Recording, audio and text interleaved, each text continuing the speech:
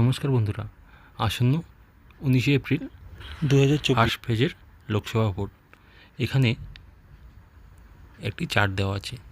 এই চার্টে ওয়েস্ট বেঙ্গলের দুটি ডিস্ট্রিক্ট কোচবিহার এবং জলপাইগুড়িতে পোলিং পার্সন যাদের অফিসাররা আছে তাদের দু রকমের ডিউটি অ্যানাউন্স ব্যাংকে ক্রেডিট হয়েছে।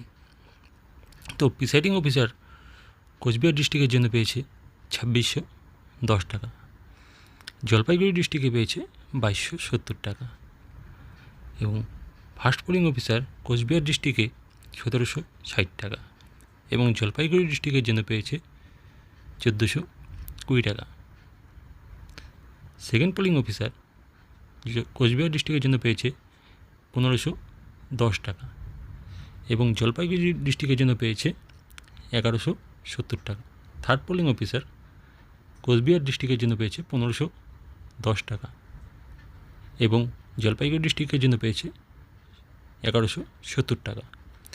কিন্তু যেহেতু লোকসভা ভোট সমস্ত রাজ্যে একই হিসাবে ডিউটি অ্যানাউন্স পাওয়া উচিত, কিন্তু এখানে যে এই পার্থক্যটা কী কারণে তা নিয়ে সঠিক কিছু বলা যাচ্ছে না।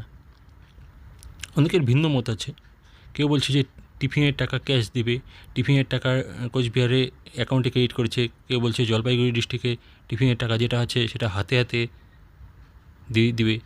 এটা নিয়ে ভিন্ন মত অনেকে পোষণ করেছে। তো এখন সঠিক কী ব্যাপার আছে সেটা এখনও বলা যাচ্ছে না।